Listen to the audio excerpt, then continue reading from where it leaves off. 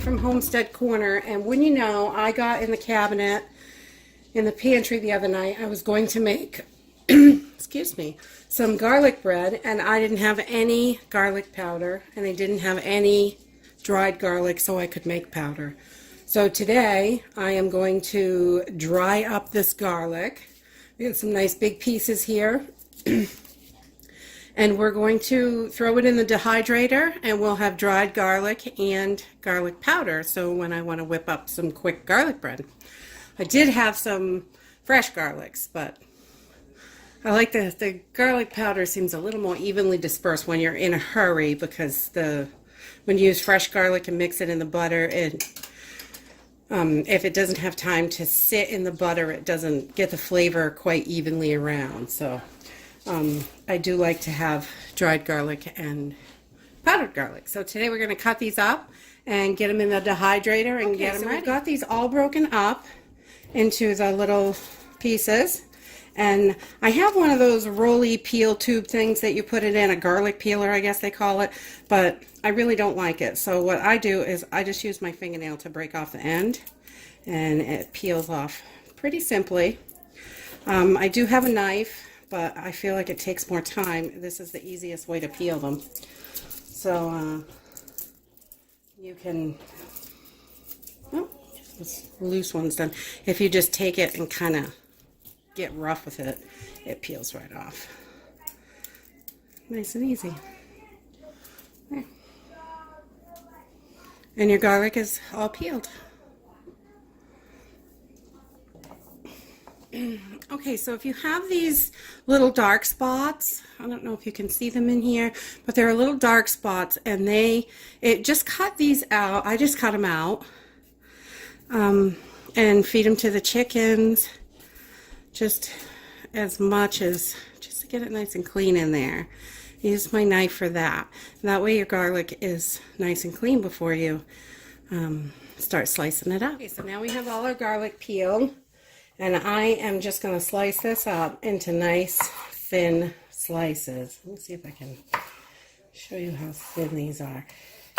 You want them to be kind of uniform. It's not really, it doesn't have to be perfect, but these are, you want them to be fairly thin so they will dry pretty quick in the dehydrator. Or you can do this in the oven at like 170 degrees if you don't have a dehydrator. I have one, so I just like to set it and forget it and come back later today and it'll be done. So we're just going to slice all these cloves up. This is a pretty simple process here. I'm not going to make them too small because I don't want them to fall through my dehydrator. You can cut them into smaller pieces if you'd like. Oh, there's a little burnt piece there. If you're going to do it in the oven, or if you have like solid sheets for your dehydrator, you can cut them smaller, so there's less breaking up at the end.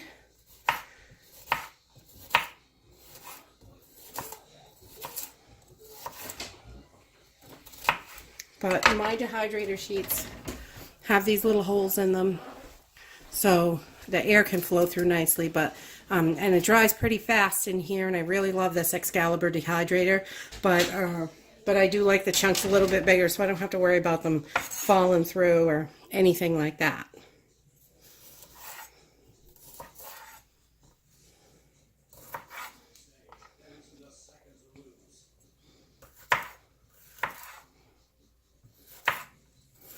So we've got our garlic all cut up, and we are going to lay them out evenly on our trays. Try to just single layer on our trays and get them in the dehydrator.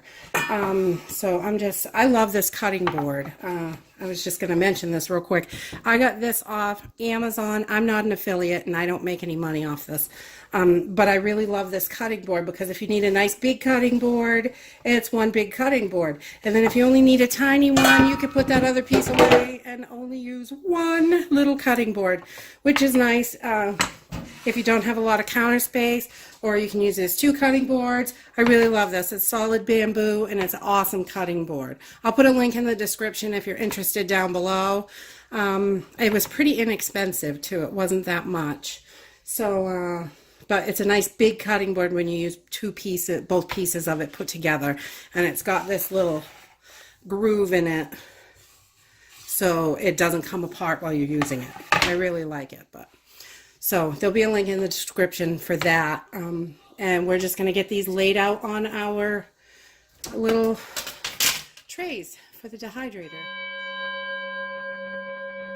So we've got all our garlic laid out on our trays. You just want to make sure they're not on top of each other, just so they all have some space. So we've got all 4 trays filled on this dehydrator, and we're just going to get this baby going. I've had a few different dehydrators. I really tried to, make one of those $25 dehydrators work, but, not so much. I guess I dehydrate too much food. So I am going to set my little temperature on 130 degrees. This says fruits, and you can go a little slower on 115 degrees for vegetables, but I like doing on 130 degrees because that works for me. It's fairly quick, and these will be done today, tonight when I get ready to pull them out. So that is it. We're just going to let them set and go for like 5 or 6 hours. We'll give them a quick check. They might take a little bit longer depending on the thickness, because they're hand cut. They're not perfect. So that's it. They're in the dryer, and we'll check back when they're done. Just a quick little tip. My chickens love these little paper things, and there's all kinds of like little ends in there, and the brown pieces I cut off. So I give this whole bowl to my chickens for chicken food. This is like our chicken bowl. We always have it on the counter. So I put all my scraps in here and stuff. But these I give to my chickens, and they love them, and it helps with worms and things like that, so which is really good. We are very lucky.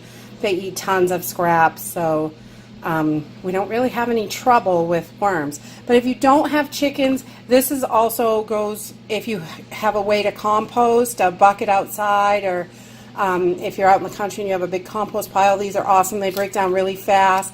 They put lots of nutrients right back into the soil, and they are fabulous. I love garlic. It's so great. It's good for everything. Natural antibiotic. It's good for you. Our garlic is all dried up. It took a little bit longer because it started raining today, and now it is it got so damp, so it took a little bit longer for it to dry. This took about 8 hours actually, but it's nice dry pieces, and we are gonna take this out of here, let it cool all down, get down to room temperature, and then we're gonna take part of it and we're gonna run it through the food processor, turn it into a powder. And the other half we're going to put in jars so we can use it just like this. I like to, if I don't have any fresh garlic on hand, this will be great. You can throw these right into soups and stews, and when you're cooking, they hydrate up really easy. So that works out great. So I will show you how to turn this into a powder. Okay, so I've got my trusty food processor here. I've had this baby forever. It's a Black & Decker. It's totally used and abused, and we just love it. It was really inexpensive, and I've had it for, good God, probably 8 years, and it's under 50 bucks, I think. It was a great purchase. So I've got a couple of jars here. I save all my old jars because I'm not going to can this or anything, so these are just old glass jars that we had. And I always save those because for purposes like this, so I don't have to buy jars or use my good canning jars. So I'm just going to take half of these dried garlic, and we're going to put them right into our food processor. Take about half in there.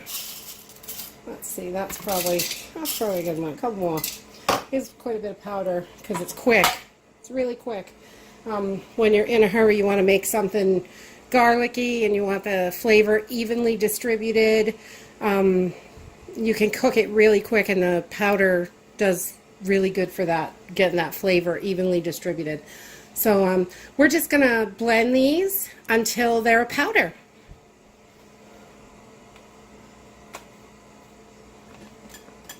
we got it on, maybe? Oh, I gotta latch the top. All right, so this has been going for about 3 minutes, and we're gonna see how it's going. Probably a little over 3 minutes. I figured I wouldn't bore you with watching this. All right, whoa, we got a nice, beautiful powder. All right, so in here, you can see we have a nice, beautiful powder. And that's it. You just grind it up until it's a good fine powder. As fine as you like it. Some people like it a little chunky. Some people like it really, really fine. It's up to you. I've also done this in a blender before. Takes about the same time, but I don't know. I like the food processor. It's easy to deal with, and it's handy. But if you like this video, give us a thumbs up, subscribe. We'll see you in the next video.